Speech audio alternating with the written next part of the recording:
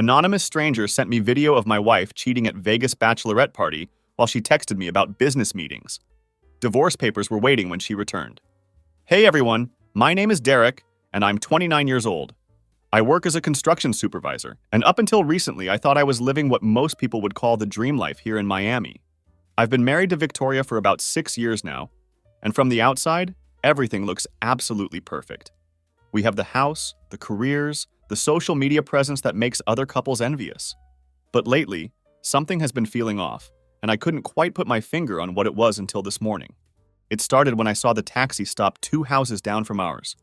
I was already dressed for work, standing at our upstairs window, when Victoria stepped out of that cab completely barefoot. She was carrying her heels in one hand and had her phone pressed against her ear with the other. I just stood there, frozen, watching my wife walk up to our house like she was coming home from somewhere she wasn't supposed to be. What struck me most was her laugh. She threw her head back in that carefree way she used to do when she thought I was being charming, back in the early days of our relationship. But that laugh wasn't meant for me anymore. I could tell even from the distance. It belonged to whoever was on the other end of that phone call, and the realization hit me like a punch to the gut. Victoria didn't notice me watching as she walked through our front door. The familiar creak of the hinges announced her arrival the same way it had hundreds of times before, but somehow this morning it felt different. It felt like that sound was announcing something I wasn't ready to hear. She dropped her shoes carelessly by the wall and tossed her clutch onto the couch, then let out this low, exhausted sigh, like she had just escaped from something suffocating. I made my way downstairs to the kitchen, trying to act normal. "Morning!" I called out, deliberately not turning around from where I stood at the counter. I could feel her pause in the hallway, and there was this tiny moment of silence where I swear I could hear panic and calculation wrestling behind her eyes. "Hey, you're up early," she finally responded, her voice carrying that carefully casual tone I'd been hearing more and more lately. "I usually am at this time," I replied, stirring my tea methodically. "You told me your flight was getting in at 11 o'clock. Yeah, it did," she said quickly. "Got lucky with the schedule, you know." When I finally turned around to face her, Victoria was still wearing that black dress. The same one I'd seen in the video that someone had sent me, though she had no idea I'd received it yet. The same dress she had never packed in front of me before, leaving for what was supposed to be a simple bachelorette party weekend. This wasn't the kind of outfit you'd wear to wrangle drunk bridesmaids or dance innocently at some dive bar.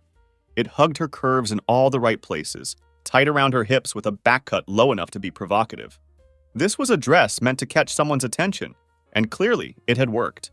The smell hit me immediately when she moved closer. Whiskey, cigarette smoke, and something else underneath it all. Something raw and intimate that clung to her skin like a memory she couldn't wash off. It was the scent of betrayal, though I couldn't name it at the time. I just knew it didn't belong in our kitchen, in our life together. "Good night?" I asked, trying to keep my voice neutral while my heart pounded against my ribs. Victoria blinked rapidly, then flashed me that practiced smile she used when she wanted me to think she was being cute and innocent. "Oh my God, it was absolutely crazy," she said, her words tumbling out with rehearsed enthusiasm. "Lisa got so wasted she was literally dancing with a parking meter at one point. You should have seen it. Total chaos, but so much fun. Every single word was polished to perfection, delivered with the kind of ease that only comes from repetition. Her lies had always worn gloss, but this particular one was cherry-flavored and sweet enough to make you sick." I found myself nodding along, playing my part in this morning theater performance. "Glad you had fun," I managed to say, though the words felt like sandpaper in my throat. What I didn't tell her was that I hadn't slept at all. I didn't mention that I'd spent most of the night in our dark living room, rewatching that 15-second video clip 11 times with the volume turned down low. I had memorized every detail. The way she laughed when he whispered something in her ear. How naturally her fingers slipped into his back pocket like they belonged there. The casual way she said, "Just one more before we go back down. And no one's going to miss us." The way she bit her lip afterward, like she was drunk on something much stronger than tequila. Now she stood in front of me, studying my face with that calculated normalcy she'd perfected over the years.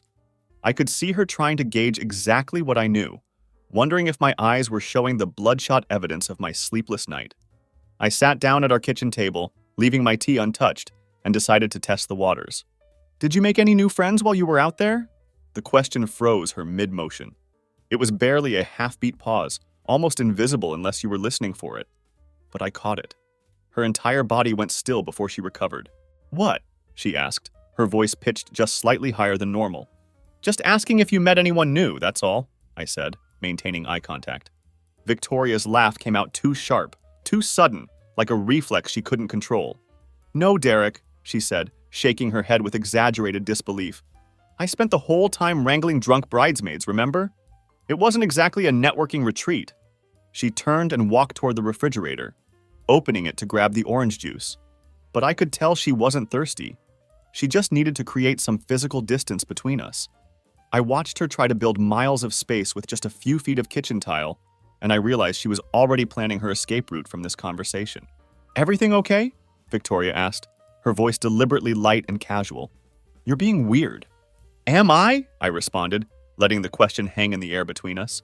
She turned around and leaned against the kitchen counter, crossing her arms under her chest.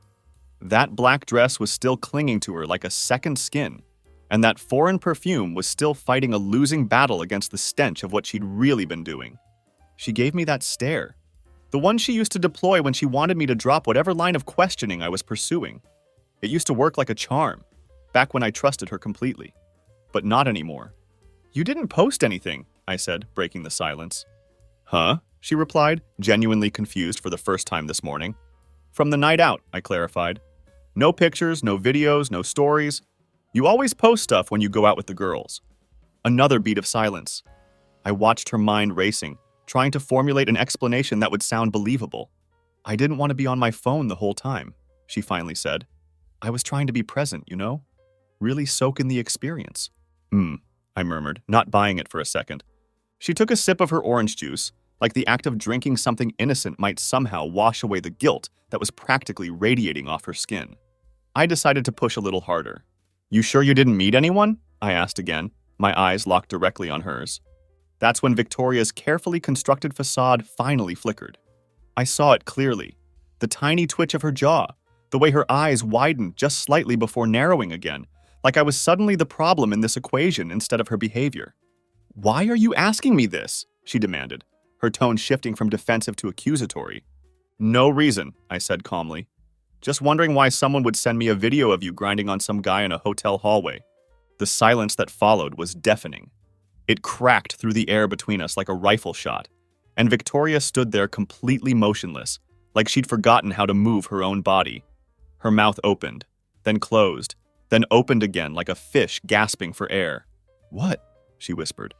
"I received a video from someone early Sunday morning," I explained, my voice steady despite the storm raging inside my chest. "You were in it. Him too. Same dress you're wearing right now, same laugh I heard you give on the phone this morning. Same line about no one missing you." Her face turned a shade of pale I'd never seen before. This wasn't fear. It was something much worse. It was the recognition that I wasn't bluffing, that she'd been caught red-handed, and that whoever had taken that video had probably sent it either by mistake or with very deliberate intent. "I don't know what you're talking about," she said, but her voice was shaking as she stepped forward. "No?" I pulled out my phone and tapped the screen twice. The video lit up, showing her betrayal in perfect 4K resolution. "Because it looks a lot like you to me." Victoria stared at the screen, then at me, then back at the phone again. I could see her mind frantically searching for an escape route, some way to explain away what was clearly unexplainable. "Is this some kind of joke?" she asked, her voice rising with desperation. "Did you fake this somehow?" And there it was, her first real lie. Not denial, not an apology, just immediate deflection. It was a coward's opening move, and I recognized it for exactly what it was. I didn't say anything. I just stared at her, waiting to see how deep this rabbit hole was going to go. "You really think I'd do something like that?" she asked, her voice climbing toward hysteria. "I don't have to think," I replied quietly. "I saw it." That's when she laughed. Actually laughed. It was this sharp, cruel sound that had absolutely nothing to do with humor and everything to do with the fact that she was cornered and desperate. "Wow, you've really gone insane, Derek," she said, shaking her head like I was the crazy one. "Jesus Christ, this is pathetic!" I remained silent because I knew the war between us had officially begun. Victoria stormed out of the kitchen like the house itself had personally offended her. The way she moved, shoulders rigid, feet slapping against the hardwood floors, told me everything I needed to know. She had no plan, just raw panic and defensive anger. She didn't go far, though. I could hear her in the hallway, frantically rifling through her purse like she might find some kind of reset button buried among her lipstick and receipts. I stayed exactly where I was at the kitchen table, taking slow sips of my now-cold tea. I watched the steamless mug while the woman I had married, or maybe I should say the stranger who was wearing her skin, paced back and forth behind the wall like a cornered animal looking for an escape route. Then she came back into the kitchen, this time holding her phone like it was some kind of weapon she could use to defend herself. "This is completely insane," she snapped, her voice sharp with desperation. "Who sent you that video?" "I told you I don't know," I replied calmly. "Bullshit," she shot back. "You're messing with me. This is some kind of sick revenge game or whatever because you can't handle me going out for one damn weekend." I stood up slowly, because I'd had enough of pretending this was anything other than what it clearly was. "You think someone hacked your entire life just to frame you?" I said, walking around the table to face her directly. "That someone used deepfake technology to put you in a hotel hallway wearing that exact dress, with that guy saying those exact words?" She stared me down, but I could see the fire was already going out of her eyes. They were darting around, desperately searching for some kind of foothold in an argument that was collapsing beneath her feet. "I don't know what I'm looking at," she said, her voice quieter now, but still defiant. "It's blurry." "It's 4K resolution, Victoria," I said flatly. She physically flinched at that. It was tiny, barely visible, but I caught it. I pulled up the video on my phone again and played it one more time. This time, she didn't even look at the screen, just stared down at the floor like she was hoping it would open up and swallow her whole if she stayed still long enough. "Who is he?" I asked. Silence. "I want a name, Victoria." "Nothing?" "Fine," I said, my patience finally reaching its limit. "Then let's talk about how you lied when you said you were at some club all night. Because the timestamp on this video says 2:18 a.m., and you were clearly on the 7th floor of the Marriott Hotel. You know how I know that? See that little green emergency exit sign in the background? Same one that's featured on their booking website." "Stop," she said. And for the first time, her voice sounded small and powerless, like a child who'd been caught stealing cookies. "I didn't," I continued relentlessly. "Let me guess what comes next. You were drunk, right? It didn't mean anything. You were just caught up in the moment. He was there, you were feeling lonely. One thing led to another. You didn't plan any of it. Am I getting close?" "Derek, she started to say. "You said no one's going to miss us," I interrupted, my voice rising for the first time. "That's what really broke me, Victoria. You weren't just cheating on me. You were confident about it. Proud even. Like it was some kind of little vacation from your real life. From me." She looked up at me then, and I saw that her eyes were red-rimmed, but she wasn't crying. Victoria had never been the type to break down into tears when she was cornered. When she felt trapped, she got cruel instead of fragile. "Okay," she said, her voice taking on a harder edge. "Fine. You want honesty?" "It's too late for that," I replied. "No, it's not," she insisted. "You want to know the truth? It was one night, one stupid night. I was drunk, I was emotional, and I made a mistake. It's not like I'm in love with the guy or anything. He's just some random—" "You called him baby." The words hit her like a physical blow. She blinked rapidly, the truth stabbing her before I'd even finished throwing it at her. "You said, baby, you're bad for me," I continued. And it sounded like you'd said it to him before, like it was familiar. Her mouth opened and closed again, another crack appearing in her carefully constructed mask. "You don't even like tequila," I added, driving the knife deeper. "You used to gag at the smell of it, but you were throwing back shots in that video like it was water. So tell me, Victoria, who taught you to drink like that?" Her voice dropped to barely a whisper. "Don't do this!" "No, Victoria," I said, my voice steady and cold. "You don't get to cry foul now. You came home this morning wearing the same dress you got touched in, kissed in, moaned in, and you thought a glass of orange juice and a smile would somehow clean it all off." Victoria finally turned away from me, facing the kitchen window instead. Her breath fogged up the glass as she exhaled heavily, and she wiped it away with her sleeve like she desperately needed something to do with her hands. The silence stretched between us until it felt like a living thing. "What do you want me to say?" she muttered, her voice barely audible. "I want to know when it started," I replied. She didn't answer. "How many times?" I pressed. Still nothing. Who else knows about this?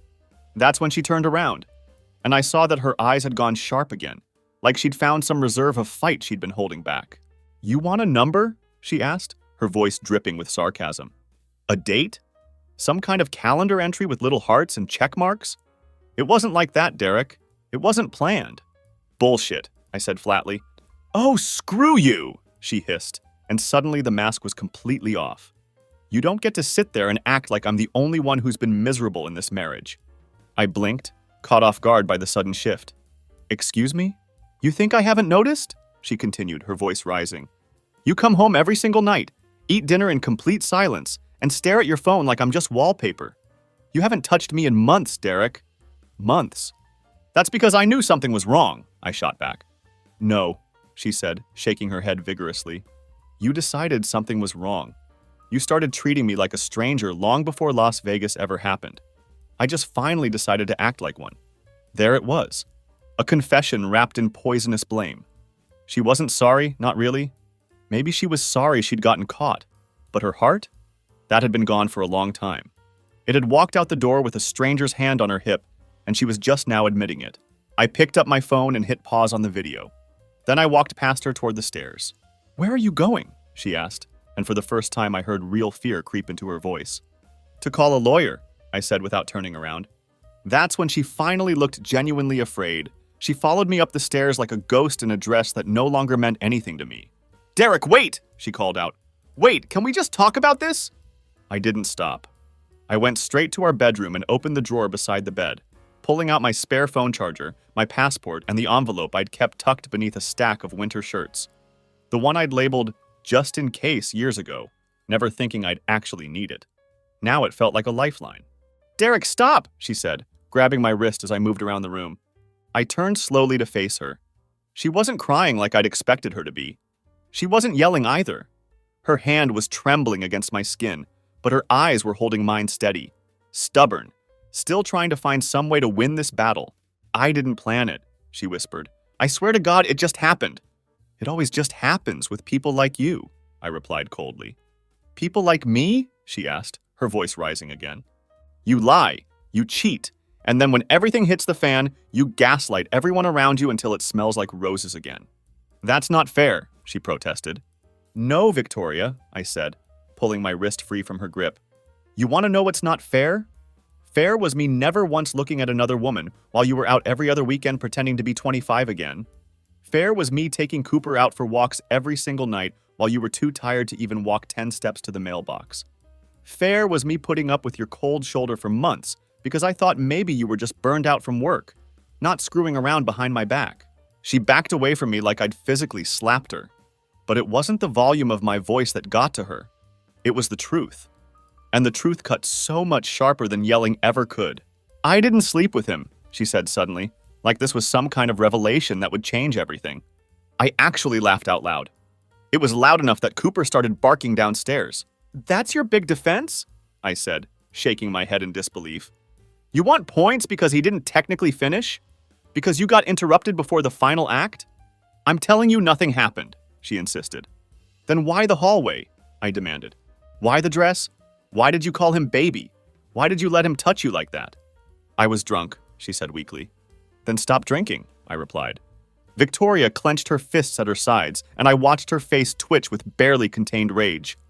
Then something dark moved through her eyes, like a curtain being yanked open too fast, revealing what had been hiding underneath all along. You think you're perfect, she snapped, her voice turning vicious. You're so goddamn full of yourself.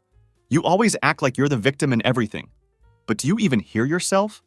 You think because you didn't cheat, that makes you some kind of saint? Newsflash, Derek. You were boring. You haven't been present in this marriage for a long damn time. I stared at her, watching the real Victoria finally emerge from behind all the pretense and manufactured guilt. This was it. The core of who she really was. Not regret, not sorrow, just pure, unadulterated blame directed at everyone but herself. I grabbed the small duffel bag from our closet and started packing a few changes of clothes. Nothing serious. Just enough to disappear for a few nights and let this poison settle before I had to deal with it again. So that's it?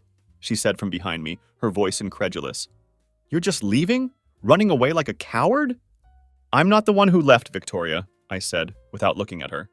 You did that a long time ago. She let out a harsh, bitter laugh. Right. You always have to be the martyr, don't you? You always act like you're so much better than everyone else. No, I said, zipping up the bag. I just never stooped to what you did. Her tone turned ice cold, and I could hear the real venom dripping from every word. You walk out that door, don't expect to come back. I turned to look at her one final time. Same face, same lips, same eyes I used to love staring into on lazy Sunday mornings, when nothing in the world mattered except the curve of her smile, and the way she looked at me like I was her whole universe. Now I couldn't even see her without that 15-second video playing on repeat in my head like some kind of torture device. Trust me, I said, slinging the bag over my shoulder.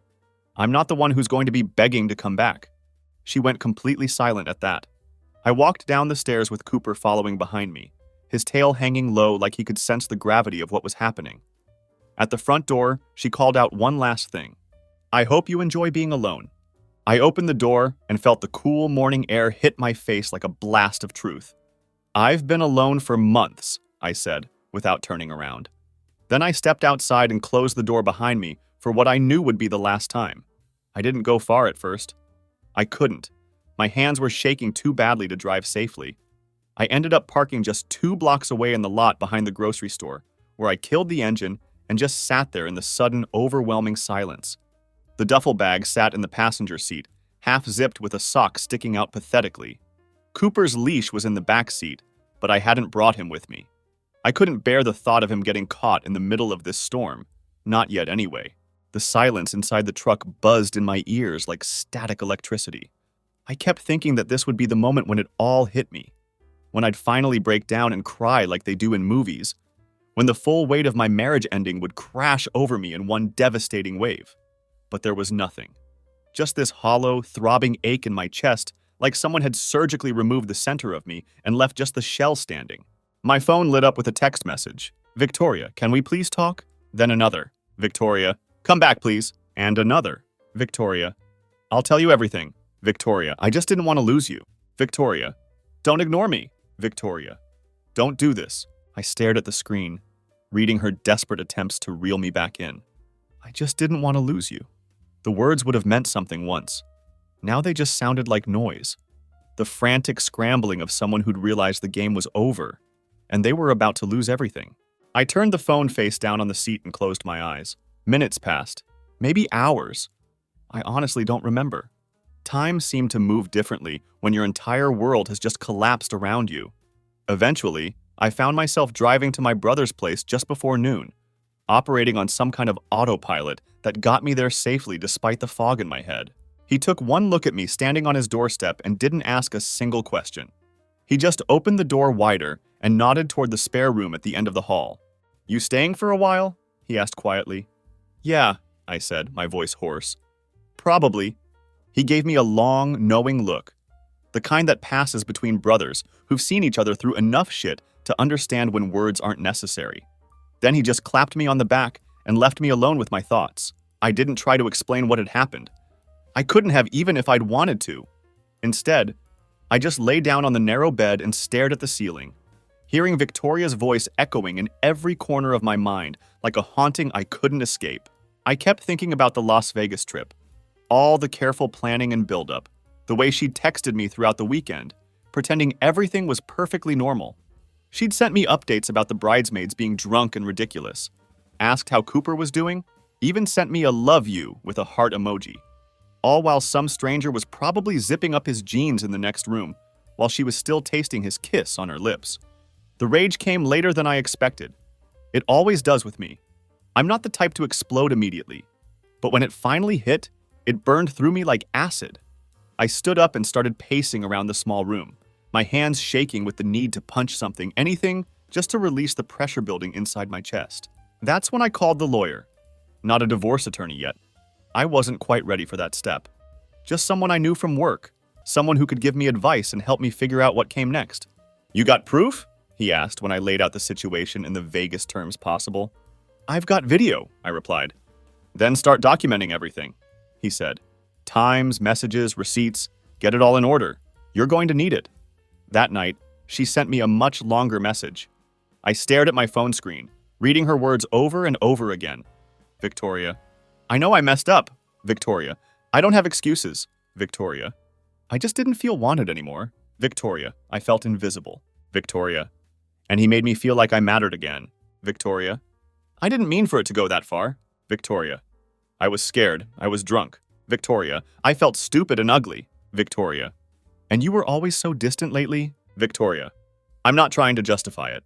Victoria. I just want to fix it. Victoria. Please let me fix it. I read through the entire thing twice, then set my phone aside without responding. She didn't deserve a reply, because let's be completely honest here. What she'd written wasn't really an apology. It was a confession wrapped in self-pity, with a healthy dose of blame thrown in for good measure.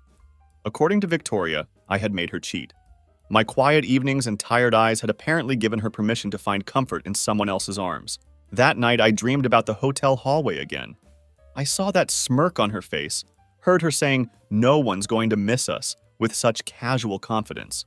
When I woke up, I realized she'd been right about one thing. I didn't miss her. What I missed was the version of her that had never actually existed. The woman I'd fallen in love with, who had always been nothing more than a carefully constructed illusion. The next morning, I woke up to find another message waiting for me.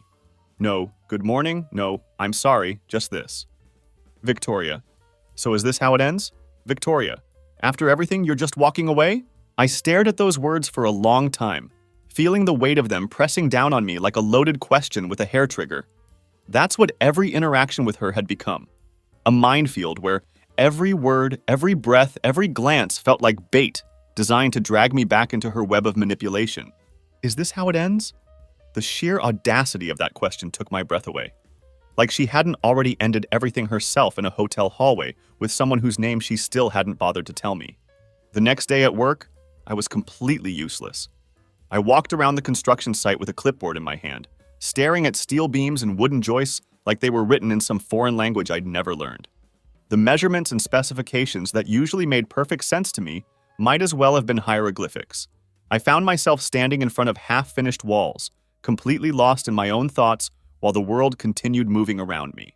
The guys on my crew noticed, but nobody said anything directly. One of them, Tony, gave me a look during our lunch break. The kind of look that said he recognized the storm behind my eyes, even if he didn't know the specific details. Rough weekend? He asked quietly, sitting down beside me on a stack of lumber. Something like that, I replied, not ready to get into the whole ugly story. By noon, I was back in my truck, driving aimlessly through neighborhoods I barely recognized.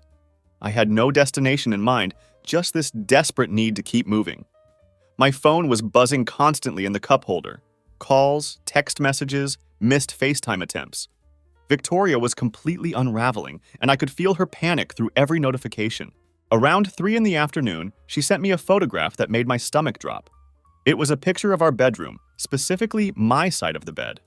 You could still see the dent in the pillow where my head had rested just 2 nights ago. My favorite hoodie, the gray one she used to steal when it got cold, was folded neatly on the edge of the mattress like some kind of shrine. Victoria, please come home. Victoria, I'm begging you. Victoria, I'll tell you everything. Victoria, I'll go to therapy. Victoria, I'll do whatever it takes. Victoria, I just need you. Victoria, please don't shut me out.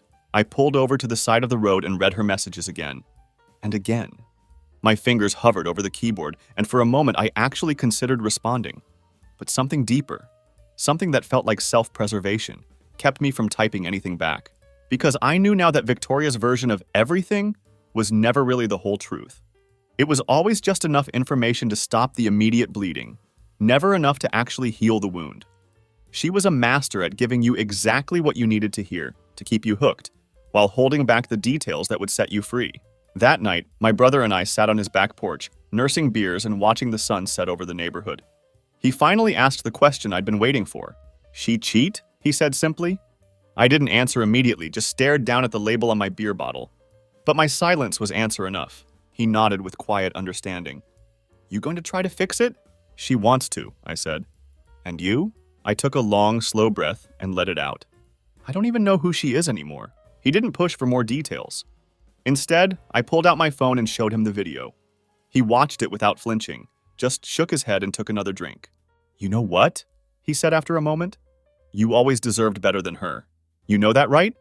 I nodded, though it still felt like someone had died. And maybe someone had. Later that night, lying in the guest room bed, I found myself scrolling back through old photos on my phone. Holiday pictures, anniversary dinners, That trip to Savannah, where she wore white sundresses and smiled like she actually loved me. Then I got to the Las Vegas photos, the last ones she'd posted publicly. There was a group selfie from the Bachelorette party, all the women laughing with their cheeks pink from alcohol and their eyes shiny with whatever had come before the carefully crafted lie. But when I looked closer, I noticed something that made my blood run cold. The guy from the video was there. In the back corner of the photo, his arm casually draped around Victoria's waist, though it was cropped awkwardly like someone had tried to edit him out, but hadn't quite succeeded. He wasn't some random stranger she'd met that night. He'd been there all along. I checked the timestamp. Same night as the video. So she'd posed with him, posted the photo for the world to see, letting everyone think her night was innocent and fun. Meanwhile, the real version of her evening was whispering, "No one's going to miss us" in hotel hallways, while the rest of the world liked and commented on her perfectly curated lie. She was remarkably good at playing both sides. The loyal wife for her online audience, and the free spirit in the shadows where she thought no one would ever see. But I wasn't going to be a prop in her carefully constructed story anymore. I was done being a background character in the fantasy version of her life. The next day, I did something I never thought I'd have to do. I booked a meeting with a divorce lawyer, not as a threat, not as some kind of warning shot across Victoria's bow, just as the first real step toward reclaiming my life and my freedom. When the lawyer slid the first draft of the papers across the mahogany table, the whole situation felt surreal. There was my name, Derek Carter, printed in bold block letters right beside hers, Victoria Carter. The date of our wedding was listed as October 14th, 2018. No children, no joint business ventures, just one shared mortgage and one golden retriever named Cooper. On paper, it looked like it should be a clean break. "You've got solid evidence," the lawyer said, tapping his pen against the documents. "If she doesn't contest this, it could be over in a matter of weeks." I nodded, but my chest tightened anyway. Not because I was having second thoughts. I was absolutely certain this was the right path. It was just that I'd never imagined I'd be sitting in a lawyer's office, signing off on my life like it was some kind of business contract that had gone sour. That night, I decided to go back to the house for the first time since I'd walked out. I needed to pick up some important things. Documents, personal items, pieces of my life that I couldn't just leave behind. I sent Victoria a text beforehand, letting her know I'd be stopping by. She didn't respond. When I pulled into the driveway, I noticed the porch light was turned off, but the living room was glowing with warm yellow light. I took a deep breath, steeled myself, and stepped inside. Everything felt different, quieter somehow, like someone had tried to rearrange the furniture and decorations to make it feel normal again, but had forgotten where everything actually belonged. Cooper's reaction was immediate and overwhelming. He barked once, then ran straight to me, his tail wagging so furiously his entire body was wiggling. He circled my legs, whining and jumping like I'd been gone for years instead of just a few days. I knelt down and hugged him tighter than I'd planned to, feeling the unconditional love radiating from this simple, honest creature. "I missed you too, buddy," I whispered into his fur. Victoria appeared from the hallway after a few moments. She looked different, not necessarily worse, just smaller somehow. Her hair was tied up in a messy bun. She wasn't wearing any makeup, and she had on an oversized t-shirt that was clearly meant to project vulnerability. It was like she'd put on a costume designed to make me feel sorry for her. "You look tired," she said softly. "You look guilty," I replied without missing a beat. She physically flinched at my words. I walked past her toward the living room, gathering my things with methodical precision. My coat from the hook by the door, my watch from the little dish on the side table, and a small wooden box I kept under the TV cabinet filled with old letters, concert tickets, and other random pieces of what I'd once believed was our love story. "Is this really it?" she asked as I moved around the room. "Are we really done?" "You tell me," I said, turning to face her directly. "Earlier you said you were sorry." "No," I interrupted, my voice steady and firm. "You said you felt invisible. You said you were lonely. You said I was distant. That's not an apology, Victoria. That's you painting yourself as the victim while making me the villain." "I was hurting, Derek," she said, her voice taking on that pleading tone I'd heard so many times before. "You just don't understand. You were never emotionally available for me anymore. You buried yourself in work, in your routines, in everything except us." "Right," I said, my anger finally starting to surface. "And you buried yourself in someone else's arms." Her face hardened for just a split second, and I caught a glimpse of the real Victoria underneath all the manufactured vulnerability. Then she forced herself to soften again, like she was following some kind of script. "I was scared," she said. "No," I replied firmly. "You were selfish." We stood there staring at each other for what felt like an eternity.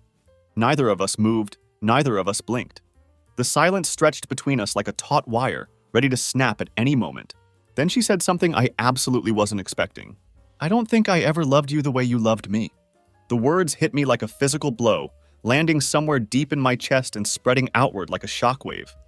And yet, somehow, they explained everything. The emotional distance, the ease with which she'd constructed her lies, the look in her eyes that night when I'd shown her the video. It hadn't been horror or regret. It had been panic. Not panic at hurting me, but panic at getting caught. "Thank you," I said after a long moment. She blinked in confusion. "For what?" "For finally telling the truth." And I meant it.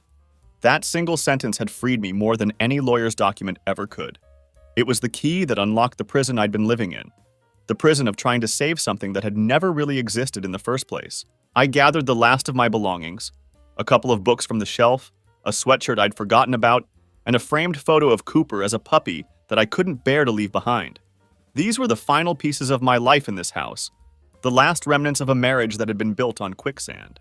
When I reached the front door, Victoria spoke one more time. "What happens now?" she asked, her voice barely above a whisper.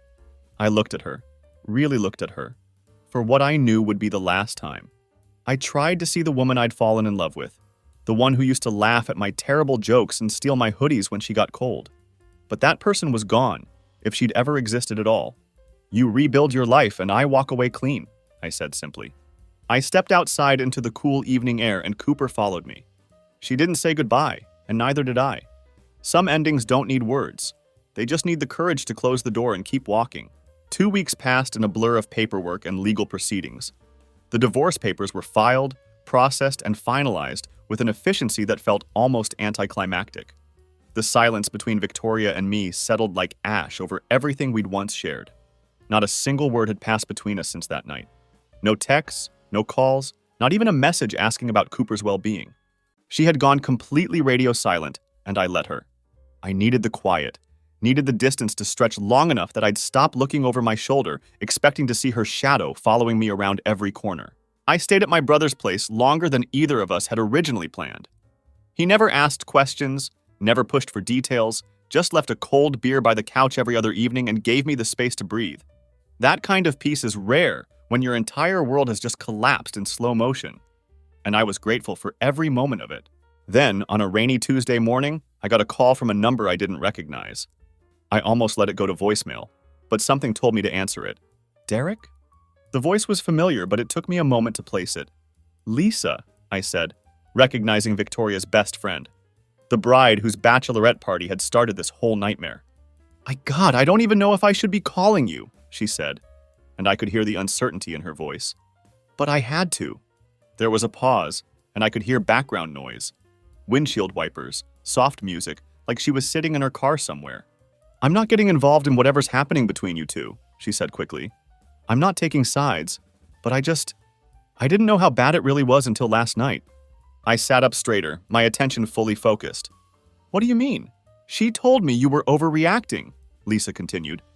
"That it was just a kiss, that you were being dramatic about the whole thing. But then she showed me the video, Derek. She actually showed it to me." My blood ran cold. "She showed you the video?" "Yes," Lisa said. "She was crying, saying it had ruined everything between you two. But Derek, she lied to me too. About him, about how long it had been going on, about everything." My stomach dropped. "There's more?"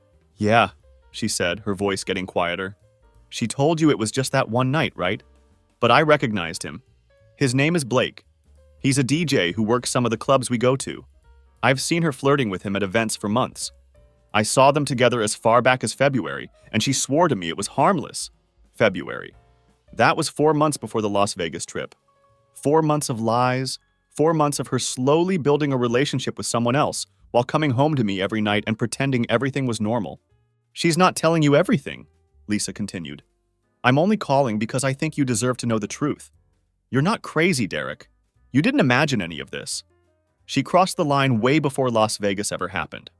I thanked her and hung up, then just sat there with the phone resting on my thigh, trying to process what I'd just learned. Part of me wanted to feel surprised, but I wasn't. I think some deeper part of me had already known. The betrayal hadn't started in that hotel hallway. That moment was just when she'd finally stopped hiding it from the world. The real betrayal had been the slow fade. The secret text messages, the seemingly innocent touches, the weekends away that suddenly had no photos to document them. The rehearsed smiles when she walked through our front door smelling like lies. She hadn't just cheated on me.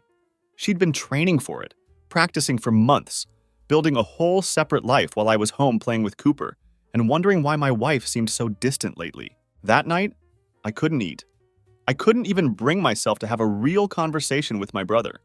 Instead, I took Cooper for a long walk around the neighborhood, letting the rain hit the streetlights until everything blurred together into streams of light and shadow.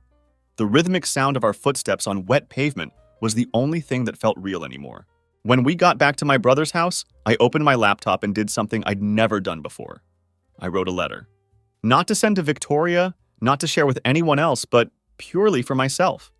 I needed to get it all out, to see it in black and white so I could finally understand what had happened to my life.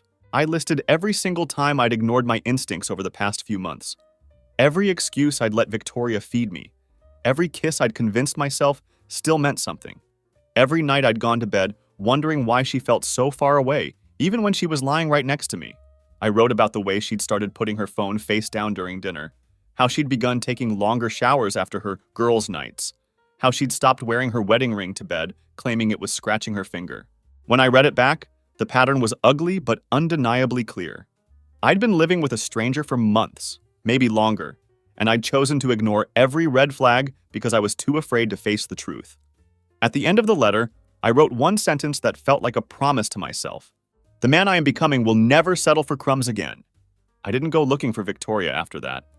I had no desire to confront her or demand more explanations. But life has a way of dangling unfinished business right in front of your face when you're finally learning to breathe without it. 3 Saturdays after Lisa's phone call, I was standing in line at the hardware store, just picking up a few supplies to help my brother with some minor repairs around his garage door. Nothing major, nothing emotionally charged, just ordinary weekend errands that felt surprisingly therapeutic in their mundane simplicity. That's when I saw her. Victoria was 2 aisles over, carrying a potted plant of all things. It was one of those leafy green houseplants she'd always claimed she didn't have time to keep alive. She looked up from examining the plant's leaves, saw me, and completely froze. I didn't move. Not out of fear, not out of anger, just pure, cold indifference. The kind of emotional flatline that comes when someone has hurt you so deeply that they've actually cured you of caring about them. She walked over slowly, her expression unreadable, except for this tight-lipped smile that looked like it had been pulled from a drawer she hadn't opened in months. "Hi," she said carefully. I nodded but didn't speak.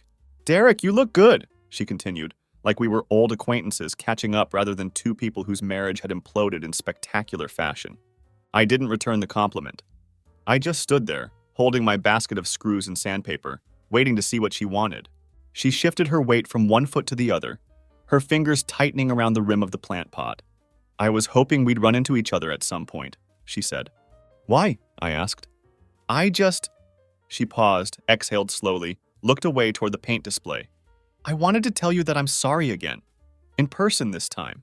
I let the silence hang between us, heavy and uncomfortable. "I've been going to therapy," she added quickly, like that might somehow impress me or prove she was working on herself. I raised an eyebrow. "Is that for me or for your next victim?" She winced like I'd slapped her. "Okay, that's fair," she said. Another pause stretched between us. "I heard you talk to Lisa," she said. "I did," I replied. "She told me she called you." Victoria nodded like she'd expected as much. "So you know it wasn't just Las Vegas?" "I knew that before she told me," I said. She blinked in surprise. "How?" "Because liars like you can't help but keep talking," I said flatly. "You always give away more than you mean to." She bit the inside of her cheek, a nervous habit I'd watched her develop over the years. "I guess I deserve that." "You deserve a hell of a lot more than that," I replied. Victoria glanced around the hardware store like she was looking for an escape route, or maybe hoping to find a different version of herself hiding behind the tool displays, one who hadn't destroyed everything good in her life. I think about us a lot, she said quietly. There is no us, Victoria, I said. There never really was. Her lips parted like she wanted to argue, then closed again. I stepped around her, basket in hand, ready to continue with my shopping and leave this encounter in the past where it belonged. But then I stopped and looked over my shoulder one last time. You had love, I said, my voice steady and clear. The kind of love that people spend their entire lives begging for. Steady, boring, loyal love, and you looked at it like it was a prison cell. She said nothing, just stood there clutching that plant like it might somehow anchor her to respectability. You don't miss me, I continued. You miss having control over someone. You miss knowing that no matter how badly you treated me, I'd always be there waiting when you got home. Still nothing. Her silence was answer enough. You let a stranger touch you in a hotel hallway, I said, my voice getting quieter but more intense. And now you can't sleep alone at night without wondering who else has seen that video, who else knows what you really are. Her eyes filled with tears, but I didn't flinch. I'd seen her cry before, and I knew the difference between genuine remorse and strategic vulnerability. I hope that plant doesn't die, I said, nodding toward the green leaves in her hands. But if it does, I'm sure you'll find someone else to water it for you, right? Then I turned and walked away, leaving her standing there alone in the hardware store. And for the first time since this whole nightmare began, I didn't look back. I didn't tell anyone about the hardware store encounter. Not my brother, not Lisa. Not even the therapist I'd finally convinced myself to see after months of avoiding that sterile office with its uncomfortable couch and constantly ticking clock. Because the truth was, seeing Victoria again hadn't shaken me or reopened old wounds. If anything, it had confirmed everything I'd been working to understand about myself and about what we'd really had together. Victoria wasn't the wound anymore. She was just the scar tissue, the reminder of something that had hurt once but couldn't touch me now. A few days later, the final divorce papers arrived in the mail. They came in a plain manila envelope that slid through my brother's mail slot like any other piece of correspondence. No dramatic flourish, no last-minute plea for reconciliation, just signatures and stamps and the kind of legal silence that marks the end of something that was never quite as real as you thought it was. I read every single page carefully, not because I needed to understand the details, but because I wanted to feel the full weight of what was finally, officially gone. Not to mourn it, but to understand it completely. She got her personal belongings, I got the house and everything in it. Cooper stayed with me, which was never really in question. It was fair, uncomplicated, and mercifully final. Except for what came next. The day after the papers were finalized, Victoria sent me one last email. The subject line read, "Just one thing." I stared at it in my inbox for almost 10 minutes before I found the courage to open it. Victoria. Derek, this isn't about us. Victoria. I know that door is closed forever. Victoria. But I woke up last night from a dream. Victoria. Cooper was in it. Victoria. He was older and he wouldn't stop running. Victoria. And I realized I never even got to say goodbye to him. Victoria. I'm not asking for anything more than 5 minutes. Victoria. I just want to see him one last time. Victoria. You can be there. You don't have to speak to me. Victoria. I just need to say goodbye to something. Victoria, please. I stared at the message for a long time, reading it over and over again. And for the first time in months, I actually considered saying yes. Not for her sake, but for Cooper's.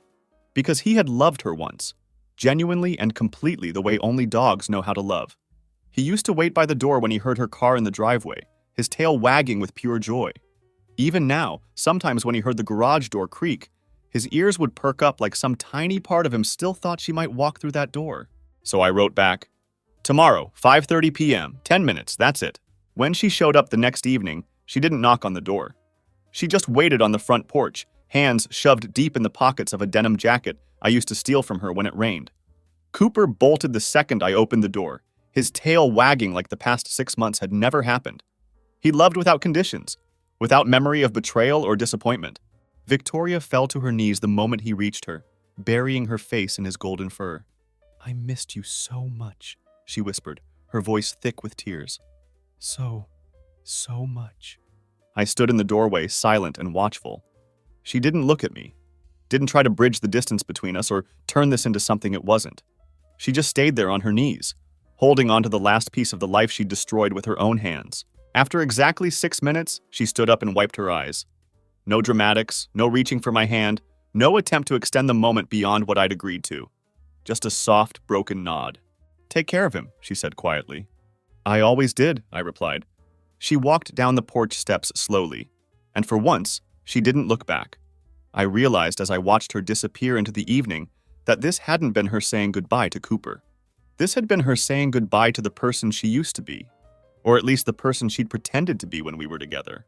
It's strange how quiet the world becomes when you finally let go of the noise you thought you couldn't live without. After Victoria left that evening, Cooper lay by the front door for a while, probably waiting for something that would never come again. But he didn't whine or pace anxiously like he used to. He just rested his head on his paws with a kind of peaceful acceptance, like he understood, really understood, that she wasn't coming back this time. And neither was the version of myself that would have waited there with him, hoping against hope for something that was never going to happen. The next morning, I woke up before my alarm for the first time in months. Clean golden sunlight cut through the blinds in my brother's guest room, and everything felt different. I made myself a single cup of tea. No second mug, no orange juice, no listening for footsteps from another room. Just the simple, perfect sound of Cooper's tail thumping once against the floor when I walked past him. A quiet rhythm that spoke of contentment rather than anxiety. There were no more emails waiting in my inbox, no text messages, no voicemails where Victoria cried until the recording cut off, hoping that raw emotion would somehow be enough to undo months of calculated betrayal. I think she finally understood that some betrayals are like explosions. They happen once and destroy everything in their path. But hers had been different. Hers was a slow, deliberate erosion, chipping away at the foundation of our marriage until there was nothing left to hold on to. And then, when confronted with the rubble, she'd had the audacity to blame the dust. I stopped responding to the well-meaning people who said things like, "You should try to forgive her," or "maybe she deserves a second chance." They hadn't been standing in my kitchen that morning, watching her lie with such practiced ease. They hadn't heard her laugh in that hotel hallway, hadn't seen the way she'd immediately tried to make me the villain in her story. They hadn't lived through months of gaslighting disguised as marriage counseling attempts. But I did forgive someone. Myself. That part took much longer than I expected. I had to forgive myself for not catching the signs sooner, for giving too many second chances, for loving someone past their expiration date. I had to forgive myself for being the kind of person who sees the best in people, even when they're showing you their worst. I still think about our wedding day sometimes, but not with grief, with clarity. Victoria had looked beautiful in her white dress, but there had been something hollow behind her eyes even then. I just hadn't been able to see it at the time. The signs were there, though, in the way she'd squeezed my hand too tightly during the vows, like she was trying to convince herself as much as me. In the way she'd never quite looked me directly in the eye during the ceremony, always glancing just slightly to the side like she was already planning her escape route. I'd been in love with potential, with the idea of who she could become rather than who she actually was. But loving someone's potential is just gambling in slow motion. And I'd been playing a rigged game from the very beginning. So what happened next? I rebuilt my life from the ground up. I gutted the spare bedroom in the house and turned it into a proper workspace. I started writing again, something I hadn't done since college, when I still believed that words could change the world. I walked Cooper every morning without rushing, without checking my phone, without that constant underlying anxiety that had become my baseline for so long. I joined a gym and actually used the membership. I deleted old voicemails that I'd been saving for reasons I couldn't even remember. I learned to cook something more sophisticated than pasta and panic. I bought books I'd been meaning to read for years and actually read them. Most importantly, I learned that healing doesn't come with fireworks or dramatic breakthroughs. It comes with habits, with small daily choices, with boring Tuesday mornings that feel peaceful instead of empty. It comes with choosing yourself over and over again, day after day, until self-respect becomes as natural as breathing. If you're reading this because you're standing where I was, in front of a truth you never asked for, holding evidence of betrayal you never deserved, let me tell you something. Leave. Not out of rage, not out of revenge, but because staying will turn you into someone you won't recognize when you look in the mirror. She won't save you from the pain, and she won't suffer for what she did, not the way you think she will. She'll move on. She'll rewrite the story in her head until she's the victim and you're the villain. She'll find new people to lie to, new hearts to break, new lives to complicate with her inability to be honest about what she wants. Let her. Because when the world finally gets quiet again, when your house feels like home instead of a crime scene, when your dog's tail wags because you're walking through the door instead of because he's hoping someone else might follow you, that's peace. That's freedom. That's the life you were always meant to have. once you stop settling for one built on lies and false promises. And that, more than any dramatic confrontation or tearful apology, is the real ending to this story. Not the destruction of something that was never as real as I thought it was, but the beginning of something genuine. A life where I never have to wonder if the person sleeping next to me is dreaming about someone else. That's worth more than all the perfectly curated Instagram posts and rehearsed I love yous in the world.